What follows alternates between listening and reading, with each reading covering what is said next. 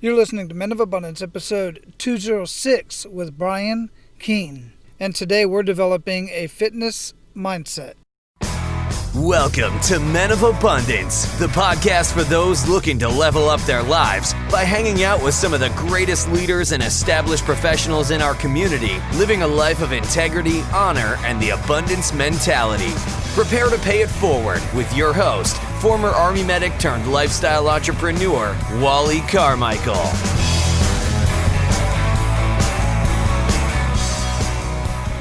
What is going on, all of you amazing, abundant leaders out there? I am Wally Carmichael, your founder and host of the Men of Abundance podcast. I'm so excited that you're here.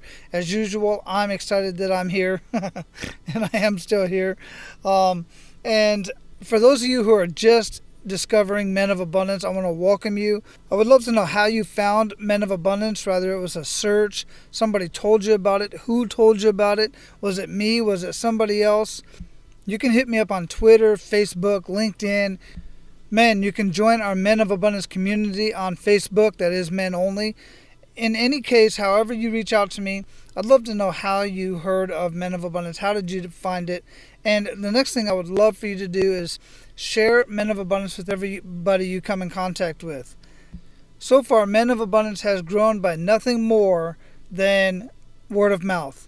And me sharing, of course, all the episodes on Facebook, on YouTube, on Twitter, on Instagram, Rally Point, you name it. I'm sharing it everywhere so that I can get the word out, so that I can get the word out of all of these other amazing men and women who are out there living their life of abundance in their own right and paying it forward somehow to the community so that others can realize they too can live a life of abundance in family, faith, finances, and fitness. And I'm telling you, you too can live a life of abundance. It's a mindset. It's not about how much money you make. It's not about how much stuff you have. It's not about your job. It's not about your business. It's a mindset. No matter what you do in life, you can live a life of abundance, and I want to help you do that. One of the many ways to live a life of abundance is to be healthy. It's extremely important to be healthy. But here's the thing. So many people know that, and it seems so elementary. Our featured guest today used to be an elementary teacher. It seems so, simple. And it really is when you really get down to the core of it. But our featured guest today, Brian, he really breaks it down and shares some information with us that I think is extremely valuable, because so many people do certain things just because they're told to eat a certain way, work out a certain way. But it's seldom, in my experience anyway, that people will share with you exactly why it is that it's so important to eat a certain way or not to eat a certain way. And once you have that kind of information in your head, once you know why, at least in my mindset, I'm more apt to pay attention to it and to do what needs to be done and eat the way that I need to eat and move as often as I can. And all of that comes together today in our conversation, along with many other things. So I'm just going to get right into it and introduce you to our featured guest today. Our featured guest is Brian Keane. He's a former elementary school teacher turned entrepreneur. After 4 years working as a teacher, he left to start his own personal fitness training business and now runs his own company, Brian Keane Fitness. And that company helps and serves thousands of people from all over the world through their online programs and courses. He is also the best-selling author of the book, The Fitness Mindset, and currently hosts the #1 health podcast in Ireland and in the UK. Men of Abundance, it is my pleasure to introduce you to Brian Keane. Brian, welcome to Men of Abundance, man. How you doing? Well, thank you so much for having me on. I am doing incredible. Outstanding. Where are you at in the world? I am at Ireland, in the west of Ireland as we speak, where I'm born and bred and moved back a couple of years ago. I lived in California for a while, London for a while, and now I am sitting in the green fields, just looking over the green fields in Ireland. Oh my goodness, it sounds absolutely gorgeous. I can honestly say I've been in Ireland, but I never left the airport. Yeah, you're missing out. I know, man. I know. I think I was on my way to Uzbekistan or something like that. I don't know, but it was a real quick layover, not much longer than that. But Ireland is definitely one of the places that's on my list in the top 5 for sure for me to get to. Oh, couldn't recommend it enough. If you like tranquility and peace and just green scenery, it's very, very hard to top it. Man, you just paint a perfect picture, man. That sounds really amazing.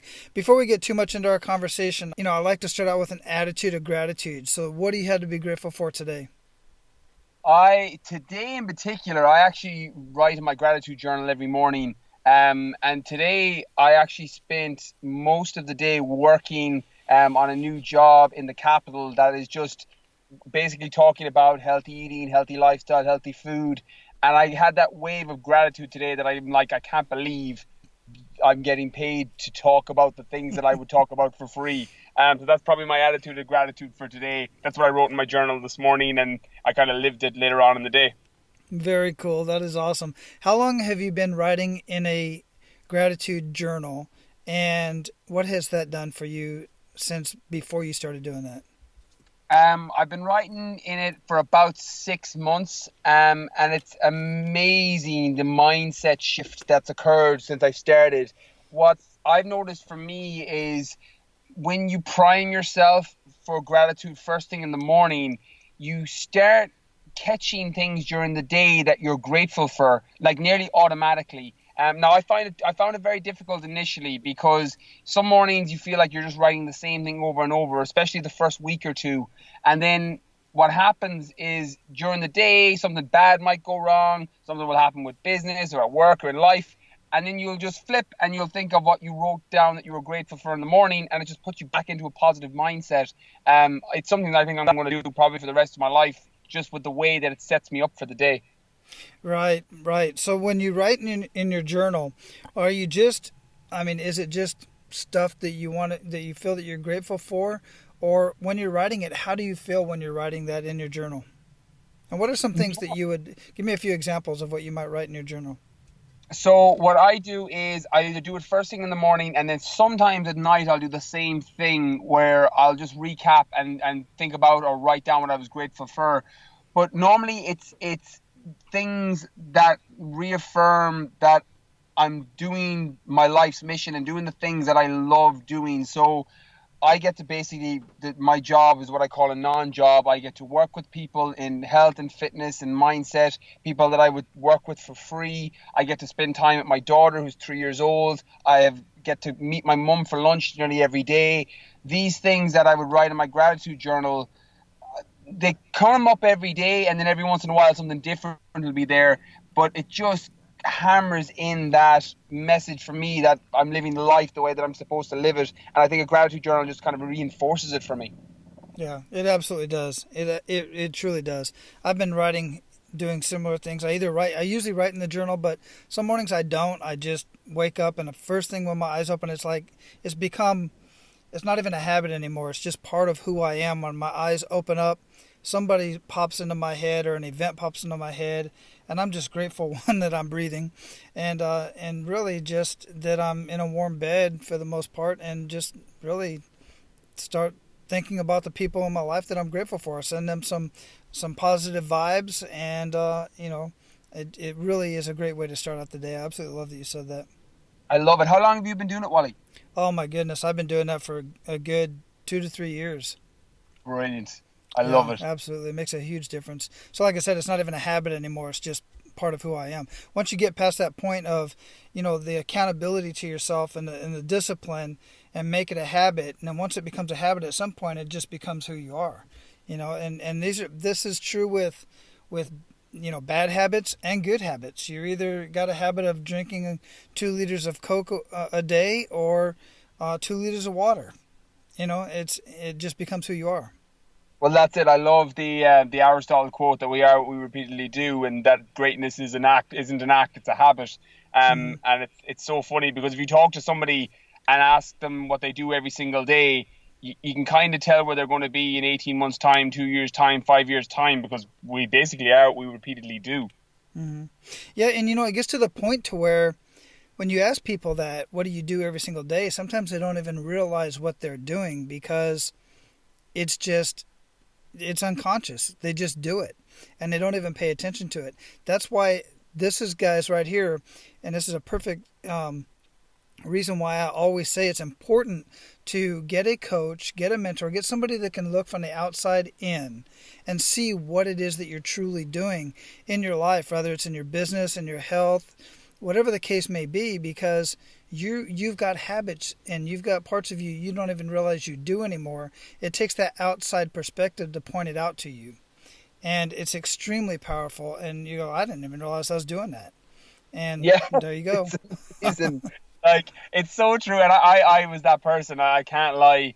For probably the first quarter of my life, from the age of 20 to 25, 26, that 5-6 year gap when you're trying to figure out who you are, for me, the bad habits that crept in that you didn't even realize you were doing. You know, the chains of habits are too loose to be felt until they're too strong to be broken.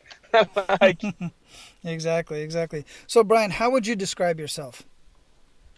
Well, basically, I am one of these people that I'm very, very fortunate with the life that I live now. As I said earlier, I have what I kind of call a non-job, which is where I work with people in fitness and health and mindset in general that, you know, I would work with for free with my online programs. I write, I do podcasts. My podcast was very, very well over here in Ireland and the UK. It's the top health one here. And basically, I just live a life of trying to live every day, making the world a little bit better because I was here, putting out as much information as I can to help people, and doing that consistently. And then in my spare time, I stay active. I've just finished, actually flew back from the Sahara Desert last week. I ran 250 kilometers through the Sahara Desert for 6 days last week for charity. And I'm training for an Ironman now. So that's kind of what I do in my spare time. So a lot of health, fitness, mindset stuff, and just trying to make the world a little bit better because I was here and provide value to anybody that listens to me in that kind of health and fitness space. Wow. Yeah, so you say you just ran 6 days across the Sahara and getting ready for an Ironman. I mean, that just rolled off your tongue like you're walking down the street to the coffee shop. It's funny. It does now, but it comes back to the habits. There was a time when all of the things that I do now, I wouldn't believe I wouldn't believe someone if they told me I did it. It's just a mindset shift, and probably the biggest one when I used to be an elementary school teacher. That was my job. That was my day job until I started working in fitness, and I worked in the evenings as a personal trainer, and then eventually made the switch over, and now I do what I do. That was probably my first ever time that I realized that, you could actually be whatever you want to be, and you could do whatever you want to do if you just kind of attack the fears and realize that all the stories that you've limited and all the stories you've told yourself that you can't do it are just your own self-created limitations. And now I suppose I just spend my days questioning those limitations and trying to push past them. Yeah, that's a very good point. And that's a great segue into getting into our kick in the gut moment, because sometimes this kick in the gut moment leads into what it is that made you transition from being a school teacher into what it is that you do now. So if you would, share with us a kick in the gut moment and really make us feel that. It's so funny you said that, because my kick in the gut moment was after about 5 years at university. I came through, I'd done an undergraduate degree. I went on and done my postgraduate degree to become a teacher. And I had been told, reinforced over and over again, family, friends, myself, that, okay, I'll be happy when I have a teaching job. And one of the jokes that I have with my community is that the death of happiness is those words, I'll be happy when. And I was living that life of, I'll be happy when I'm a teacher, I'll be happy when I have a job, I'll be happy when I have these things. And I went through college, I did my university, I got the degrees, I landed a teaching job that I'm like, oh my God, it's in the west of London in a really nice part, in a nice school. I've made it. This is everything that I wanted. And then a week into the job, I hated it. And it felt like the whole world been pulled from underneath me, because I had been working very, very focused for probably 5 years up to that point, just focused on that end goal and getting to that and getting to that. And then I got there and realized that it wasn't what I wanted. And one of the things that I realize now, and I speak about this on my own podcast a lot, is it made me realize that sometimes you're better to, when you've got your ladder up against the wrong wall, it doesn't matter how high or how far you climb on that ladder. If it's against the wrong wall, it doesn't matter if you get to the top. And that made me realize that my ladder was up against the wrong wall. I'd been working so hard for 5-6 years, and then a week into my first teaching job, I realized this isn't what I want to do. And it was one of those that I had that kind of quarter life crisis where I was wondering, is this my life now? I've worked so hard for this, and it's not what I want to do. And ironically, it led me onto the path that I'm on now. So very grateful for the experience. But I remember at the time, I felt like I'd made so many bad choices. I had done all the wrong things, not realizing that your mess becomes your message. I'm aware now that the reason I have the things that I have and see the world the way that I do is because I've lived that. But it was a real kick in the gut moment at the time, because I thought it was everything I wanted, and then I got it and realized it wasn't. There's so many ways we can go from there. And one of the things that I want to point out was, first off, you made that realization, and that's where most people stop. They say, okay, this is it. Like you said, this is it. My ladder's against the wrong wall. But you know what? 5 years invested. This is what I have to do. This is what I'm going to do. I'm going to stick with it, and I'm going to be basically miserable for the rest of your life. Probably not saying that to yourself, but that's the reality of it, right? So you moved on. Yep. What was the catalyst that really got you to move on?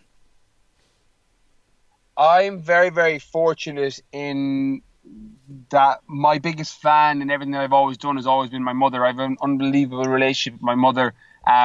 She's always been my biggest fan in everything that I've ever done, has supported everything I've ever done. And I remember telling her when I came home, the Christmas of the school year starts in September. I remember coming home that Christmas and just being in floods of tears about how much I hated my job and I hated what I was doing. And she told me, she actually just listened to me, heard me out, and she was like, well, what is it that you'd love to do? And I was like, I don't know. She was like, what do you like doing in your spare time? And I was like, I love training. I love fitness. I love nutrition. It's something that I'd always spent all my free time learning about, studying about, just engaging with people and communities in that space because I loved it. And she signed me up for a fitness instructor course.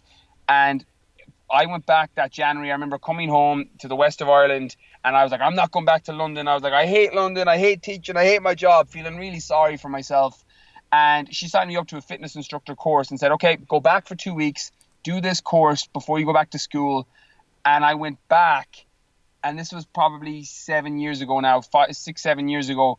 And those 2 weeks of that course, I remember thinking, this is what I want to do.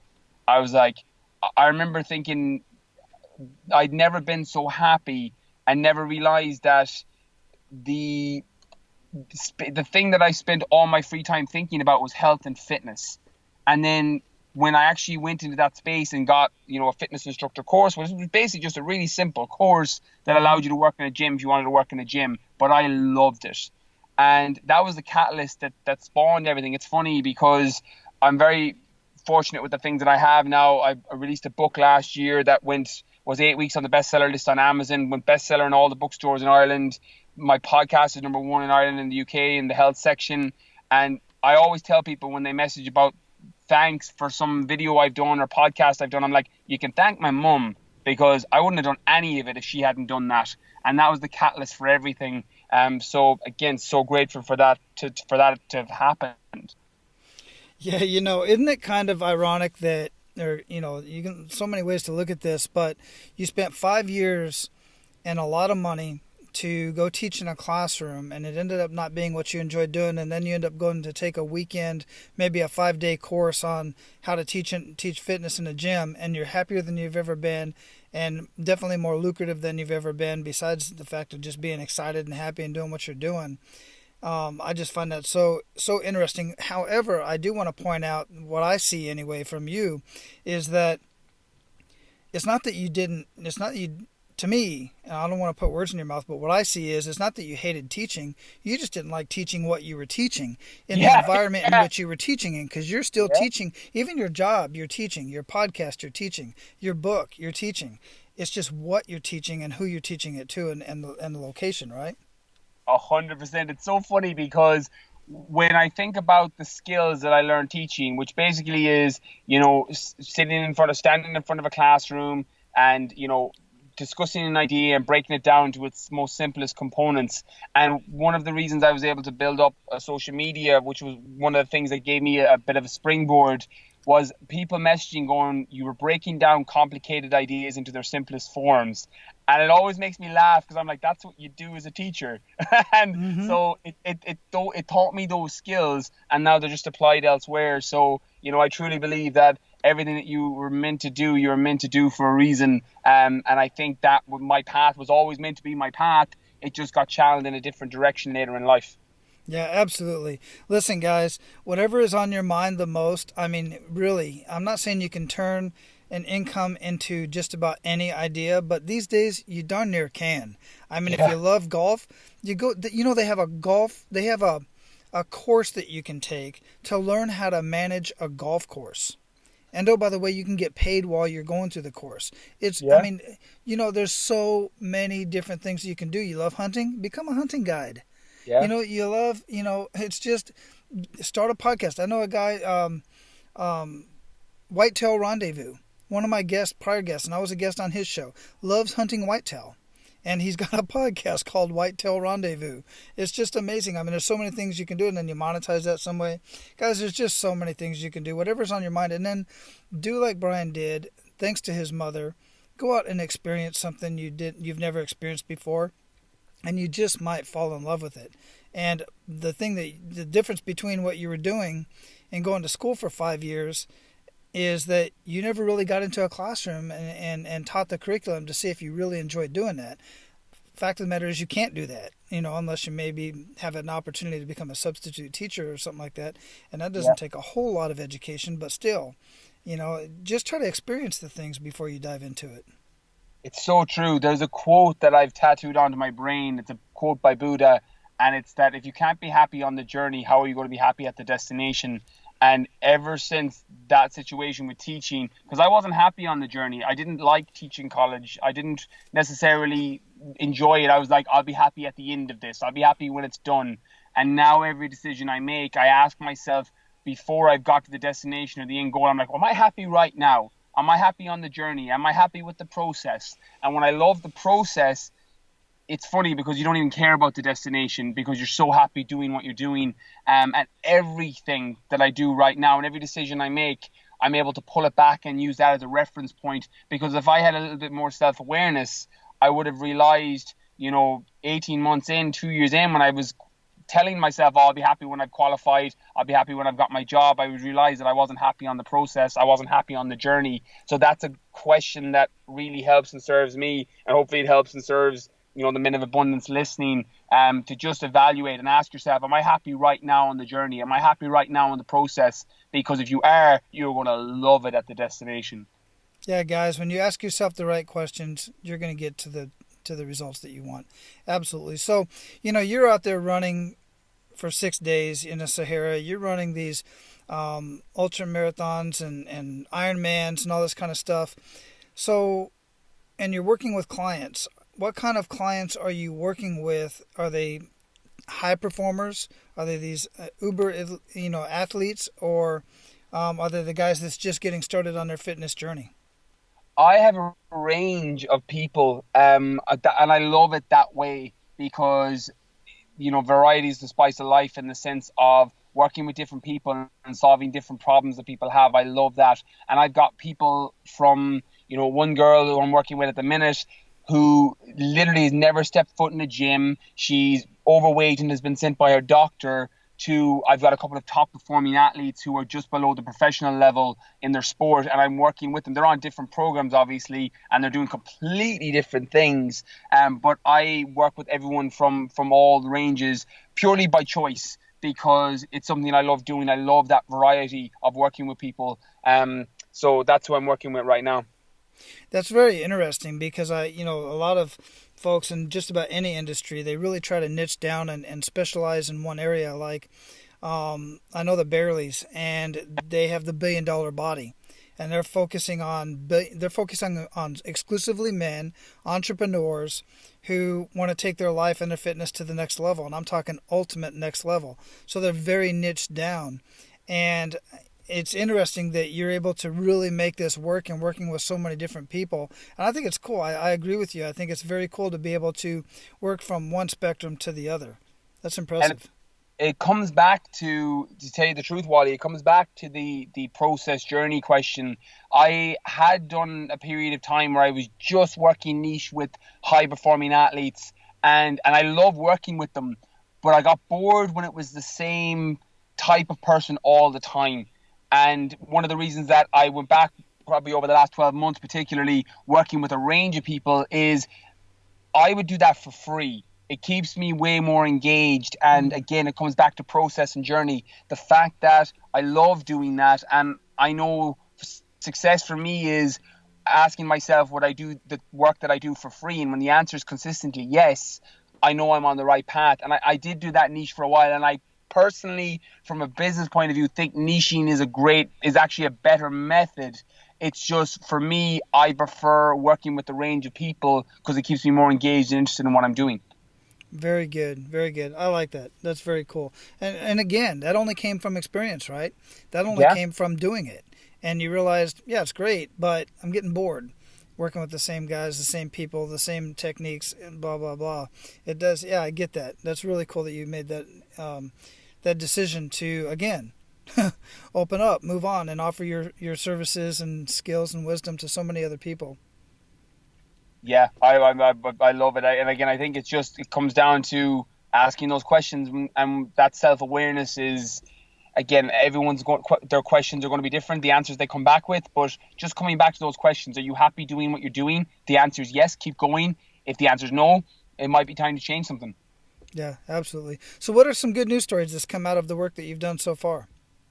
Probably one of my favorite ones is I was working with a girl probably about 2 years ago now. She was before all my work is online now, and I work with a variety of different people online. But there was a girl I was working with who had been sent by a doctor. She was a couple of months away from type 2 diabetes. She was massively overweight, to the point that she was probably the heaviest person I'd ever worked with. I don't know the pounds equivalent, because we're stone in kilograms here, but she was up around that 300-pound mark. And she was a small girl. She was short. And I remember working with her, and our whole first workout, this was back when I was in the gym 1-to-1. It's one of my favorite stories still. Our whole first workout was going up and down the gym stairs, which we did about 3 times. That's all she could do in the hour. She literally couldn't do any more. And about 18 months in, she sent me a photo. She was so overweight that she couldn't fit into a normal plane seat. And she sent me a photo that went completely viral across my social media of her sitting in a plane seat, looked like a completely different person. And she was like, this is the first time I've ever been able to fit into a seat of a plane.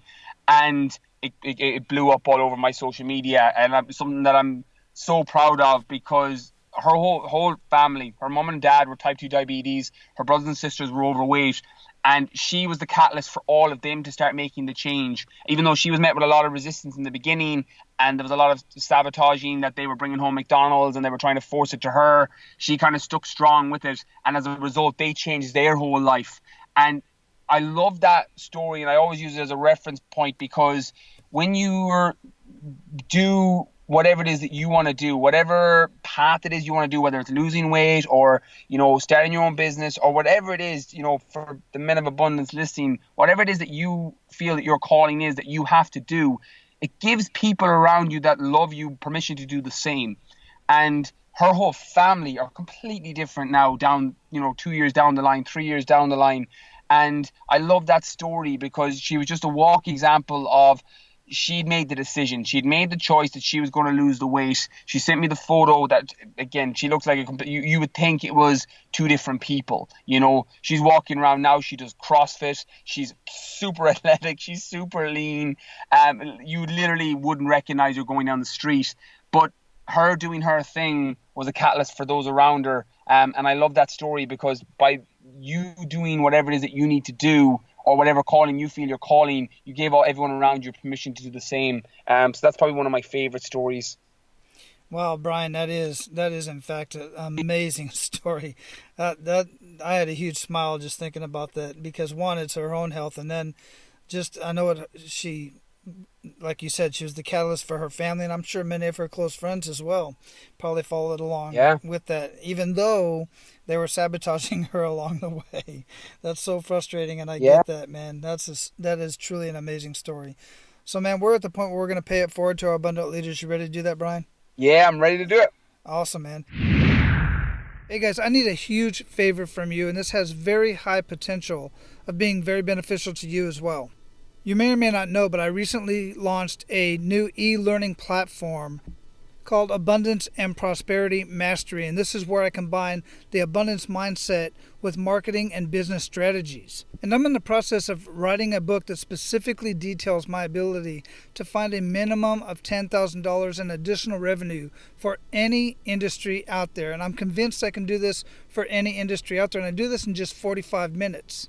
And this is a service that I'm currently offering to select clients. So what I'm asking of you as a Men of Abundance listener is if you would consider letting me perform this service for you in your industry, especially if it's an industry I have not worked in yet, and then just use your results as a future case study in my book, either under your business name or anonymously. And again, as a Men of Abundance listener, I won't charge you anything for this service, and all I ask in return is your written permission to use your results from my book. And if I impress you, maybe just a brief testimonial I can use as well. If you're willing and ready to do that favor for me, then send me an email to info@apmasterycoach.com. That's Alpha Papa masterycoach.com, and in the subject line put 10K book, and then in the body of the email just put a brief description of what your industry is and maybe a few of your biggest challenges.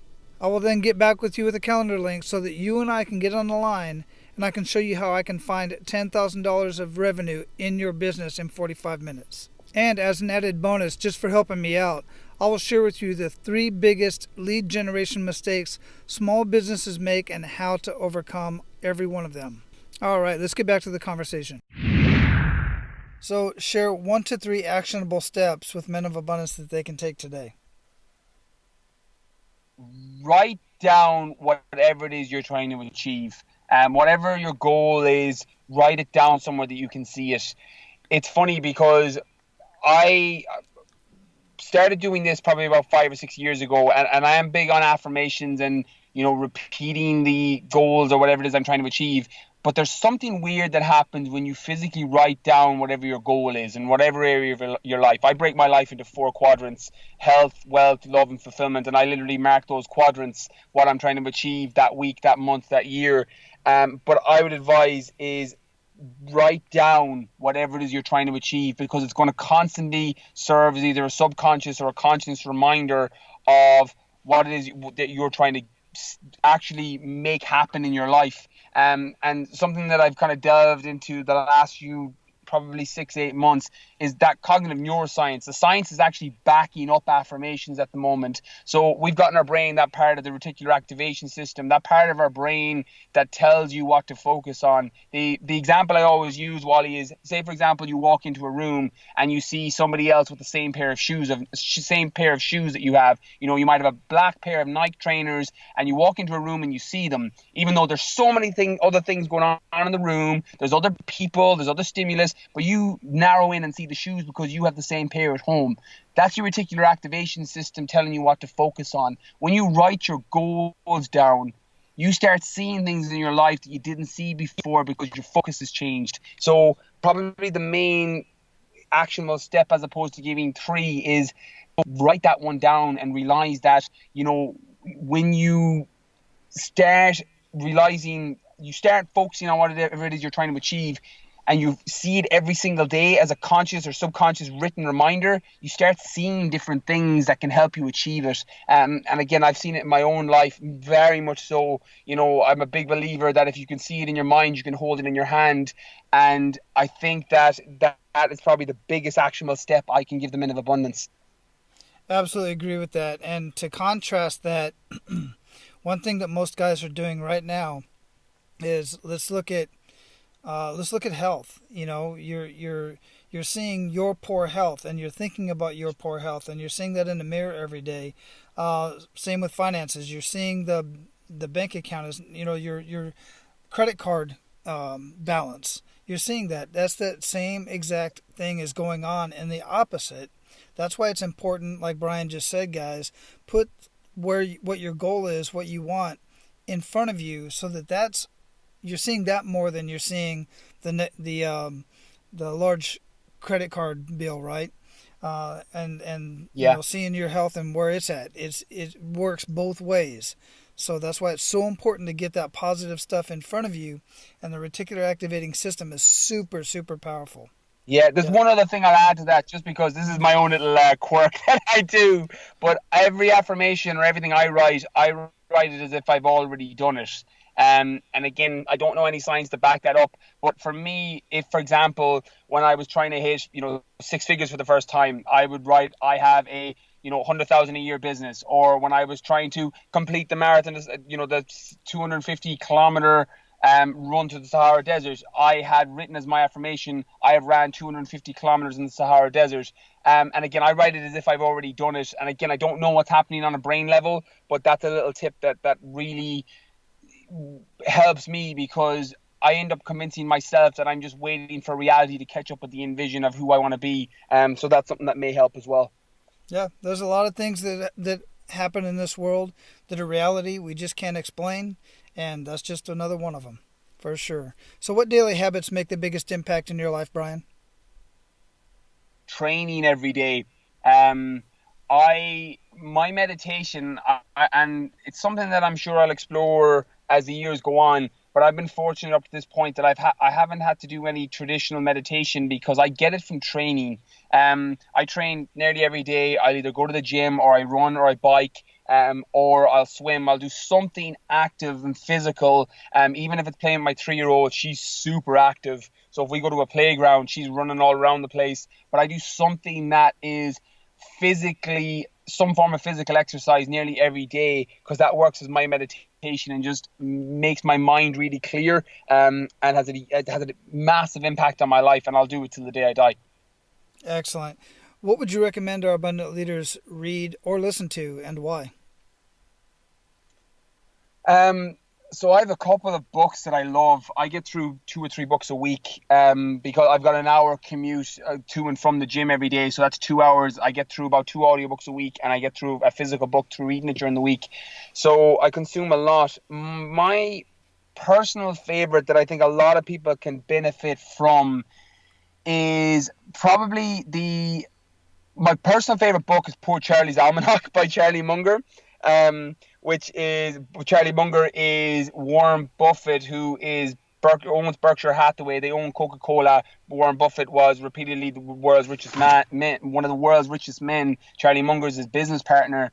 And that book, Poor Charlie's Almanac, even though there's little bits and stuff in there in stock investing, his understanding of life psychology and how to live has been life-changing for me. That, in combination with Letters from a Stoic by Seneca, who was a Roman philosopher 2,000 years ago, they're the only 2 books that I own that I read them continuously, and when I finish them, I go back to the start again. They're the only 2 that are on repetitive cycle. So they're probably my 2 favorites, for very different reasons. One gives me a very modern day way to live and how to look at life and stop fooling myself.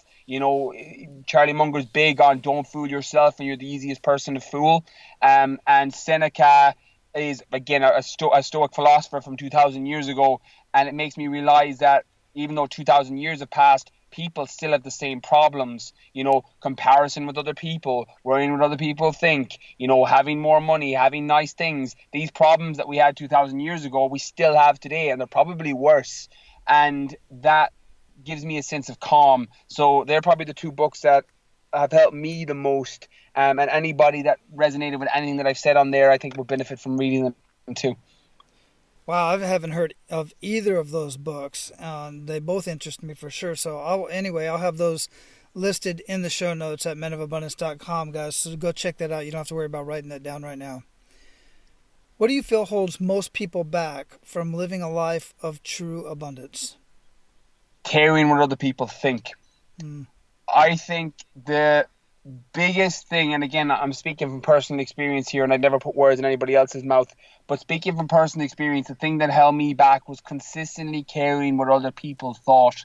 And when I learned how to deal with that, everything started to open up, and my life started to fill with abundance in all areas, because I just stopped caring.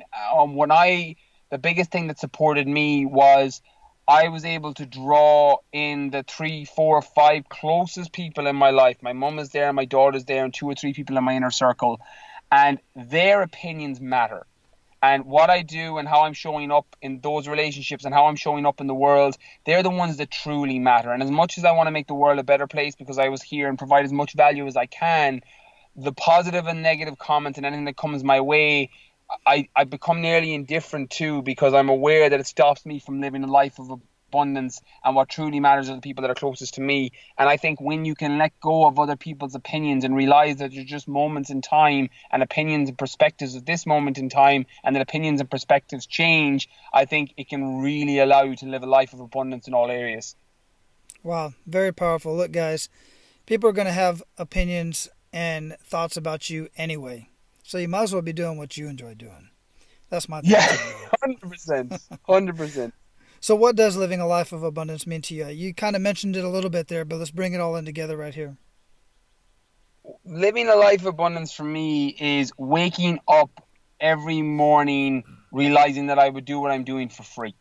And when I'm able, there'll be days, and there's days when, I get up every morning at 4:30 or 5 a.m. the latest, and I start my day and get everything done. I train, and then I start work and get all the things done that are high priority tasks. And there's days when stuff doesn't go well, or it's going wrong, or there's fires you got to put out.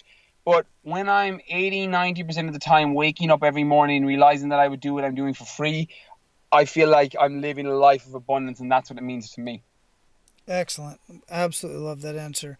So we're going to close this up, man. But before we do, what did we not talk about that you want to ensure that our abundant leaders get out of this conversation? And we are certainly going to have your website, briankeanefitness.com, linked up in the show notes. So if there's any other ways that you'd like for our guys to get in touch with you, go ahead and share that at this time as well. Oh, thanks so much, Wally. This has been awesome having me on. So thank you so much, firstly, and thank you to everyone at Minimum Abundance for listening.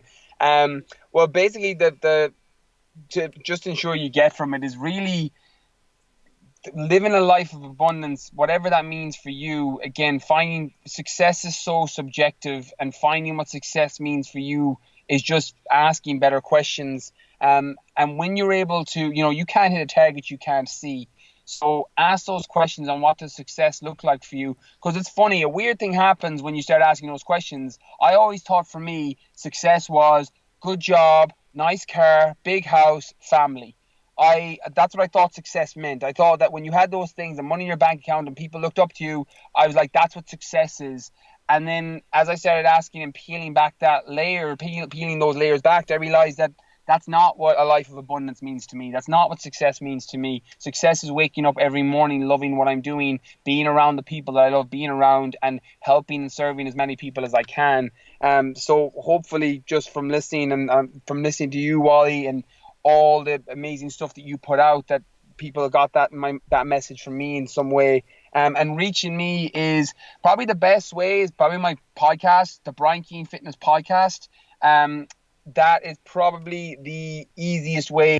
It's on iTunes, Stitcher, and Spotify. But I'm on everything, Wally. I'm on Instagram, Brian Keane Fitness. I'm on Facebook, Brian Keane Fitness. YouTube, Snapchat's Brian K019. I'm on it all. So if you put it into Google or go to the website, you'll see everything linked up there. So hopefully I'll be able to provide value to anybody that checks out any of those mediums.